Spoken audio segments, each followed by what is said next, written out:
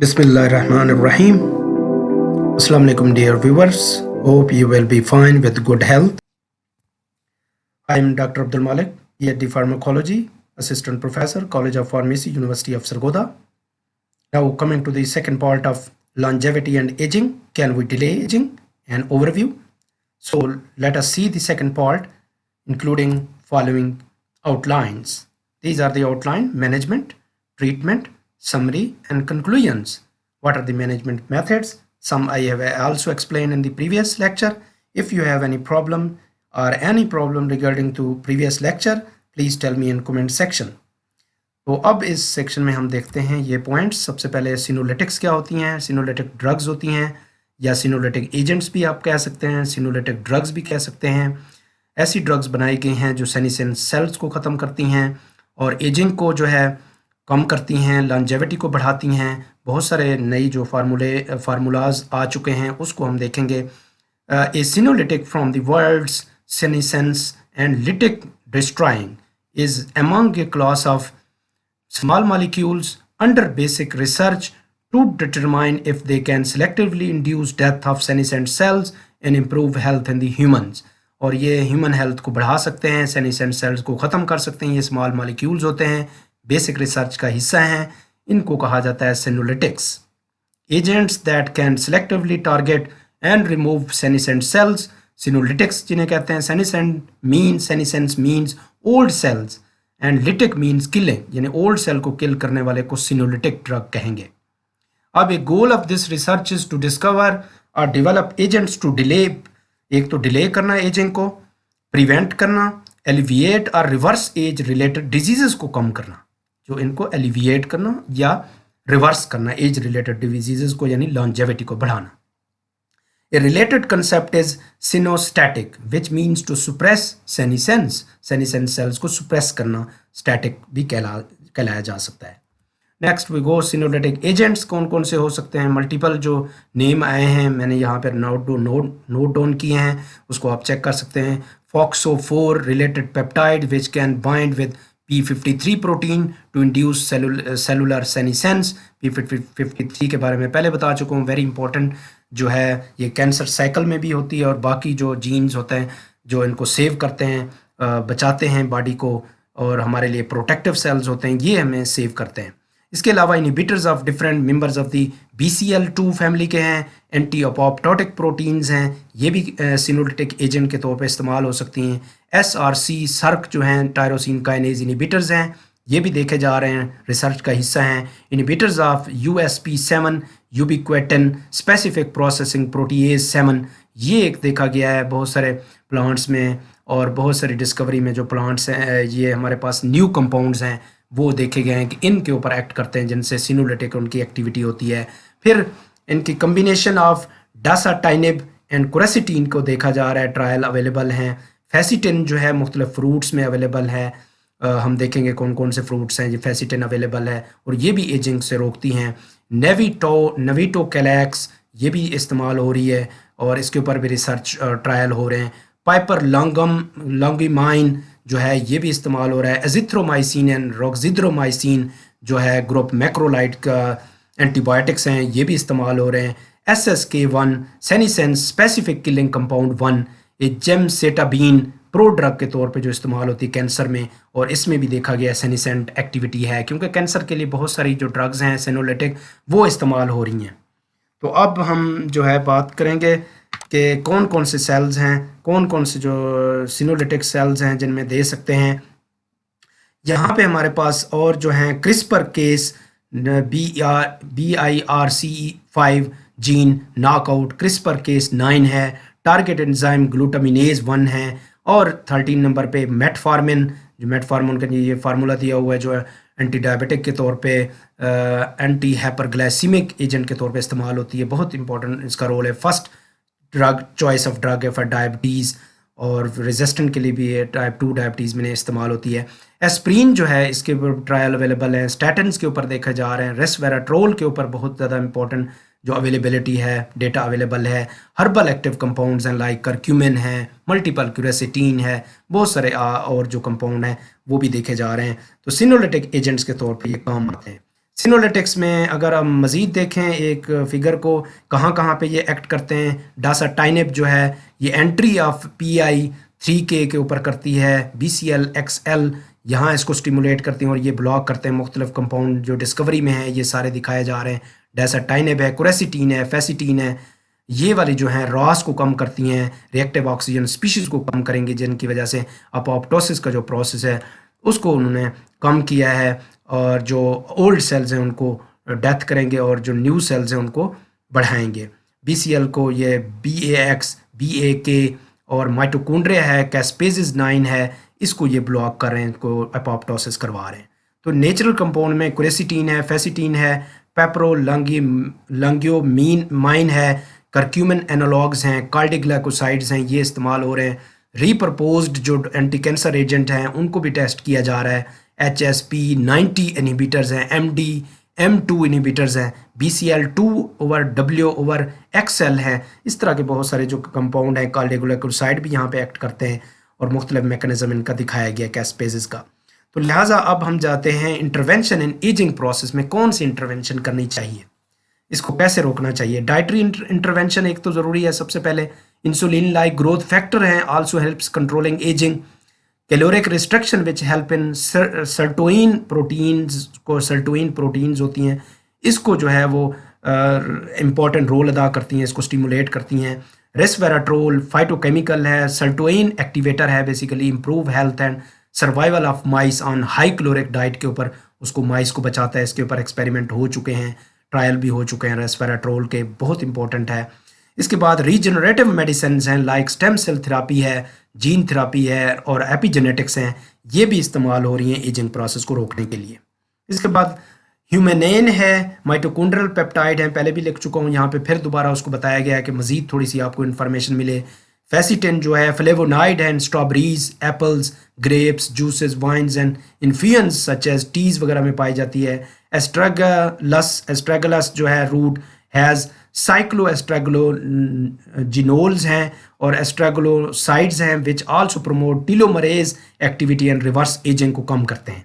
इसी तरह एंटीऑक्सीडेंट हैं, कोएंजाइम Q10, क्यूरेसिटिन और melatonin, vitamin A, C and E जो एंटीऑक्सीडेंट है सारे इस्तेमाल हो सकते हैं। फाइटोकेमिकल्स लाइक एपीगैलो कैटिचिन है, गैलेट हैं, कैटिचिन्स हैं, जेनीसेटीन है एंड करक्यूमिन है। Herbal medicine wolfberry, panax, ginseng भी इस्तेमाल होती है, तो एजिंग के लिए और मेमोरी के लिए, डिमेंशिया के लिए इस्तेमाल होती है, ब्रेन की एक्टिविटी के लिए। इसी तरह इंडक्टर्स ऑफ ऑटोफेजी, सपर्मिडीन जो एक ड्रग बनाई गई है वो इनकी एक्टिविटी को बढ़ाती हैं। Is the clean up crew which help in many diseases including diabetes, muscular dystrophy, Parkinson disease and Alzheimer disease में ये ऑटोफेजी का जो रोल है, सपर्मिडीन ड्रग इस्तेमाल अब देखी जा रही है, उसके ट्रायल हो चुके हैं, ये इस्तेमाल हो सकती है, ऑटोफेजी को बढ़ाती है, ये एक्टिविटी करती है और जो सेल्स पुराने होते हैं उनको ख़त्म कर देती है।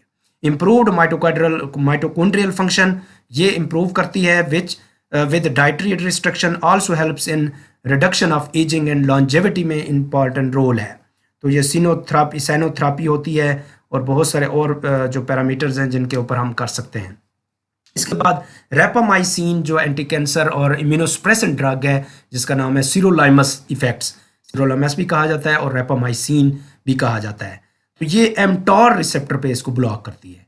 रेपामाइसिन एमटॉर रिसेप्टर पे जो है यहाँ पे इनको ब्लॉक करती हैं, ऑटोफेजी को भी स्टिमुलेट करती हैं, mRNA ट्रांसलेशन को भी आगे इनहिबिट करती हैं, जिनकी वजह से लाइफ एक्सटेंशन जो लाइफ स्पैन एक्सटेंशन वो बढ़ जाता है। इम्प्रूव्ड माइटोकॉन्ड्रियल फंक्शन भी करती हैं। तो डाइटरी रिस्ट्रिक्शन से क्या क्या फ़ायदे हो रहे हैं, एमटॉर कम्प्लेक्स को भी यहाँ पे स्टिमुलेशन मिल रही है और ऑटोफेजी को भी स्टिमुलेशन मिल रही है, इम्प्रूव्ड माइटोकॉन्ड्रियल फंक्शन को भी हो रही है और फाइनली जो है एजिंग में ये इंपॉर्टेंट रोल अदा करते हैं। तो रेपामाइसिन और dietary restriction both help in longevity और रिड्यूसिंग एजिंग, इसमें हेल्प करते हैं। फेसिटिन जो सोर्सेज हैं कितनी होती हैं, एक स्ट्रॉबेरी के अंदर 160 माइक्रोग्राम पर ग्राम में होती है और 26.9 माइक्रोग्राम पर ग्राम एप्पल में पाई जाती है। तो ये फेसिटिन सोर्सेज हैं, अगर इस्तेमाल करेंगे तो एजिंग कम होगी, आपके फ़ायदे के लिए ये चीज़ें हैं। परसीमोम जो है ये भी 10.6 माइक्रोग्राम पर ग्राम है। इसी तरह लोटस फ्रूट हैं, इसी तरह ओनियन है, ये भी इंपॉर्टेंट है एजिंग के लिए। ग्रेप्स हैं इसके अलावा कीवी फ्रूट है, स्लीप के लिए भी बहुत इंपॉर्टेंट है और यहाँ पे भी इसका रोल है, एजिंग के लिए भी। पीच है, इसके बाद कुकम्बर है। ये चंद एक जो है फ्रूट्स के नाम बताए गए हैं जिसमें जो इस्तेमाल होते हैं वेजिटेबल के तौर पे और फ्रूट के तौर पे फैसिटेंट सोर्सेज हैं। इसके बाद एक और ट्रायल देखा गया है जिसमें मेटफॉर्मिन ट्रायल, टीम के नाम से उसे कहते हैं, targeting ageing with metformin, targeting ageing with metformin. ये ट्रायल आगे मैं बताता हूँ कौन कौन कर रहे हैं, कहाँ पे हो रहा है। ये अमेरिका में ट्रायल जो है वो जारी है, American federation of ageing research है, उन्होंने फंडिंग की है और इसके ऊपर ट्रायल कर रहे हैं।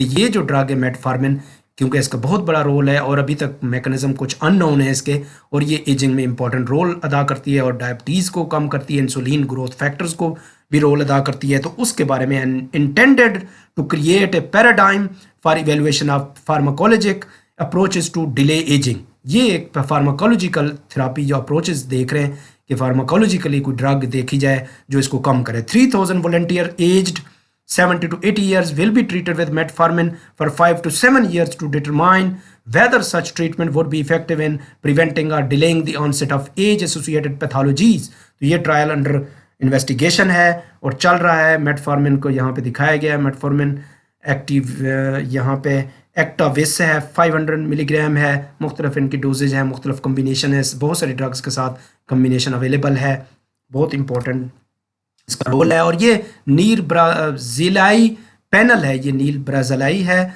बड़ा साइंटिस्ट है अमेरिका का, फॉर मेटफॉर्मिन ट्रायल के लिए उनका ग्रुप है, उनका फोटो उन्होंने बताया है कि ये ग्रुप में इन्वॉल्व हैं और उसके ऊपर रिसर्च की जा रही है। टीलोमरेज इंडक्शन एक कराई जा सकती है। एक जो एक्सपेरिमेंट हुआ है, एक यानी ह्यूमन बीइंग पे ट्रायल हुआ है, gene therapy was done to Liz Parrish with human telomerase. एक ह्यूमन टीलोमरेज बनाया गया है, HTERT उसका नाम दिया गया है, वो बनाया जीन है। And second follistatin which is antagonist of myostatin, जो सार्कोपीनिया काज करता था, फ्रेलिटी काज करता था, वीकनेस ऑफ मसल, वो फोलिस्टैटिन उसे कहते हैं। ह्यूमन टीलोमरेज और फोलिस्टैटिन, इसके ऊपर जो लिज पेरिश थी, एक्ट्रेस है, सिंगर है, इसके ऊपर एक्सपेरिमेंट किया गया, यानी देखा गया है, ट्रायल किए गए। Vitamin A, C, D and E also show activity for telomeres, telomeres के लिए ये भी एक्टिविटी रखते हैं। ऋषि मशरूम्स हैं, टर्मेरिक टिंचर हैं एंड मेडिटेशन जो हैं ये भी इंक्रीज करती हैं, टीलोमर इंडक्शन करवाती हैं, यानी इंपॉर्टेंट रोल अदा करती हैं। ये मशरूम्स की टाइप है, ऋषि जो मशरूम है। TA65 एंजाइम है, ये भी टीलोमरेज इंडक्शन करवाता है और इसमें भी बहुत बड़ा रोल है और जिनकी वजह से एजिंग कम हो सकती है। ये जीन थेरापी का एक उन्होंने बताया कि कौन से टारगेट्स हैं टीलोमरेज इंडक्शन करवाते हैं। सेल लॉस हो जाता है, सेनिसेंस हो जाता है, जिनोमिक इंस्टेबिलिटी हो जाती है। मायोस्टैटिन जो प्रीवियस मैंने अभी ड्रग बताई इनिबिशन है, टारगेट सार्कोपीनिया और फ्रेजिलिटी कम करती है। ये भी एक्सपेरिमेंट अभी बताएंगे कैसे हुए हैं। Liz Parrish is CEO of BioViva company की CEO है, यानी हेड है उनकी। Elizabeth Parrish is an American singer and actress. BioViva is a Washington based biotechnology company है, बायोटेक्नोलॉजिकल कंपनी है, developing treatments to slow ageing process in humans. Ageing process को कम करने के लिए बना रहे हैं, मुख्तलिफ टेक्नोलॉजी इस्तेमाल कर रहे हैं। Liz Parrish underwent telomerase and follistatin जो है gene therapies in September 16, 2015 at the age of 45 years. तो उसके ऊपर रिजल्ट्स देखते हैं कि क्या आए थे रिजल्ट्स। तो रिजल्ट्स ये शो करते हैं कि इनके जो टीलोमरेज एक्टिविटी है वो अच्छी रही है, सार्कोपीनिया जो है वो बड़ी कम हो गई है, जो उस लेवल पे थी लेकिन वो कम हो गई है। तो नेक्स्ट हम इसके रिजल्ट देखते हैं, इससे हमें पता चलेगा। Liz Parrish telomerase therapy results, median telomere length before and after gene therapy, ये कैसे चेंज हुआ। तो ये उन्होंने बताया कि बिफोर थेरापी 6.71 kb के थे 2015 में जब किया गया, वेरी शॉर्ट हैं और यहाँ पे नॉर्मल हैं, फिर थेरापी के बाद वेरी लॉन्ग हैं। तो ये बिफोर थेरापी जो हैं वो देखे गए हैं, लेकिन आहिस्ता आहिस्ता जो है वो थेरापी के साथ साथ उनके इंक्रीज हो गए हैं, यानी लॉन्गर हो गए हैं। तो ये टीलोमरल लेंथ है उसकी, नॉर्मल जो लेंथ होती है before therapy.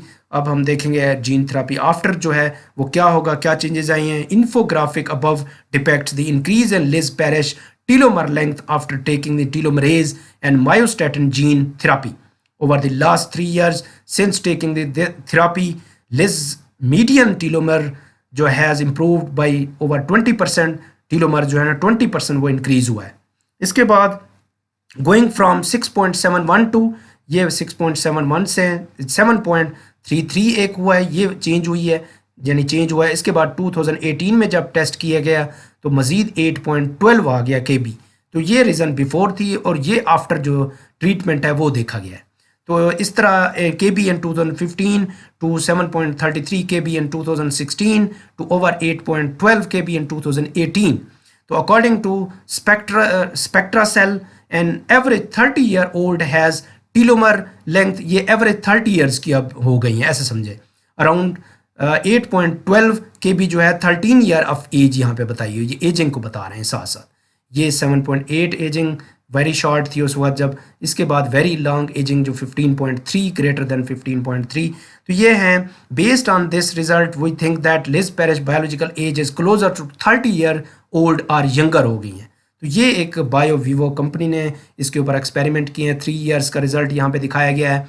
Anti ageing active ingredients कौन कौन से डाले जा रहे हैं ये आप देखेंगे, बहुत सारे अवेलेबल हैं। Alpha lipoic acid, biotin, vitamin H भी कहा जाता है, कैफीन, सिरामाइड्स, कोएंजाइम 10, कोए 10 भी कहा जाता है। इसके बाद glycolic acid, green tea, hall uranic acid. Hall uranic acid is very important जो आजकल बहुत सारी क्रीमों में, सीरम में इस्तेमाल हो रहा है।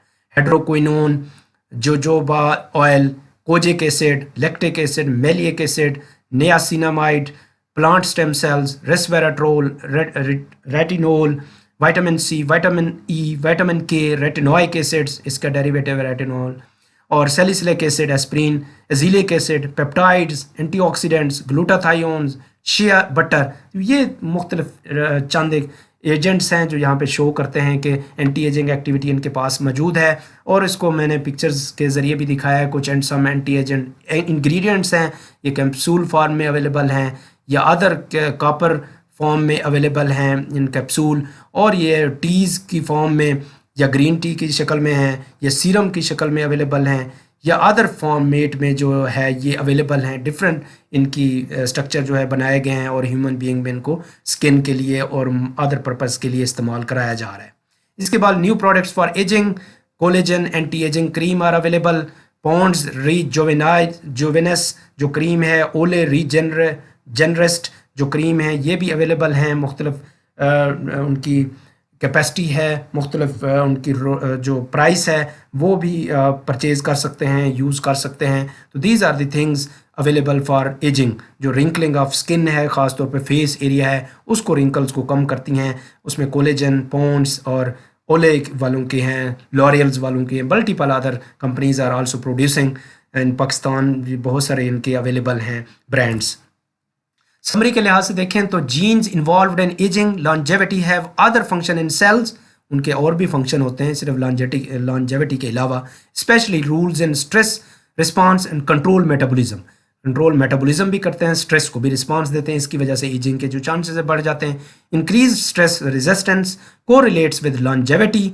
टीलोमर्स shorten with age, telomere shortening lead to cell growth arrest and mitochondrial dysfunction and increase production of ROS, reactive oxygen species जो है वो बनना शुरू हो जाती हैं, जिनकी वजह से सेल डेथ होना शुरू हो जाती है। Mutation in genes and insulin growth factors signalling pathways are associated with increase longevity in many species. तो ये भी देखा गया है कि समरी बता रही है इंसुलिन ग्रोथ फैक्टर्स के ऊपर भी ये रोल अदा करती हैं।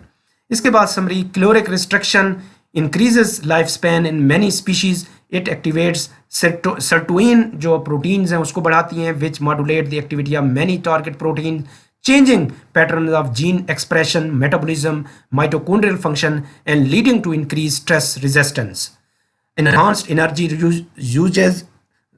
usage and decreased levels of ROS, reactive oxygen species भी कम हो गई हैं।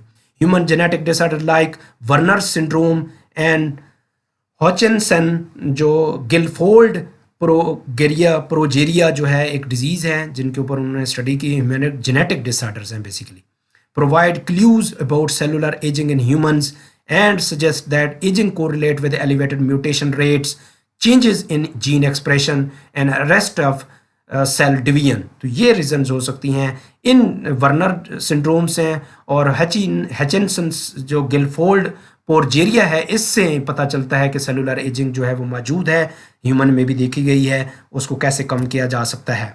कंक्लूजन्स में देखते हैं, it is difficult to draw firm conclusion in an area about which so much is unknown and in which there is some controversy, but there is a consensus that aging is a complex and multifaceted process. एक complex और multifaceted process है, बहुत मुश्किल है। Understanding aging, एक तो understanding aging करें, and its modification will require a variety of scientific approaches including biochemistry, physiology, genetics, psychology of behavioral interventions to alter lifestyle factors। तो ये फैक्टर्स को देखने के लिए बहुत सारी किताबें, बहुत सारे सब्जेक्ट्स को देखना पड़ेगा, समझना पड़ेगा, फिर हमें पता चलेगा कि इसका एग्जैक्ट रीज़न क्या है, इसकी एग्जैक्ट जो जेनेटिक्स क्या है, जीनोमिक्स क्या है, साइकोलॉजी क्या है, बिहेवियर क्या है, तो फिर हमें देखना होगा। कुल्लु नफ्सन ज़ायक़तुल मौत, तो ये जो हर नफ्स को मौत का जायका चखना है, एवरीवन शैल टेस्ट डेथ, तो ये टीलोमरेज हैं, ये आहिस्ता आहिस्ता ख़त्म हो रहे हैं। तो जो है ये हम मानते हैं इस्लाम में कि हर नफ्स ने, हर इंसान ने मौत का मज़ा चखना है। तो दुआ करें, और एजिंग को कम करने के लिए जितनी आप पॉसिबल आपके पास यहाँ पे चीज़ें सजेशन दी गई हैं, ड्रग्स बताई गई हैं, न्यू ट्रायल्स आ रहे हैं, उस पर देखें, और ये कुछ ना कुछ इनकी इफ़ेक्टिव हैं, और बाकी डाइट रिस्ट्रिक्शन है, बाकी चीज़ें उसको भी कंट्रोल करें, एक्सरसाइज और बाकी जो हमारे पास चीज़ें बेहतरी के लिए हैं, एक्सरसाइजेज हैं और डाइट कंट्रोल है, टाइमली स्लीपिंग है, वो पूरी करनी चाहिए, और फिर हम रिवर्स कर सकते हैं एजिंग को। और यहाँ पे before we go add years to life we must add life to years. ये ज़रा गौर से आप समझें इसको, पॉइंट को। This is very important and essential. Thank you very much for your timing, for your listening. God bless you all. If you have any question or any problem regarding previous lecture, please tell me in comment section. Thank you. Allah Hafiz.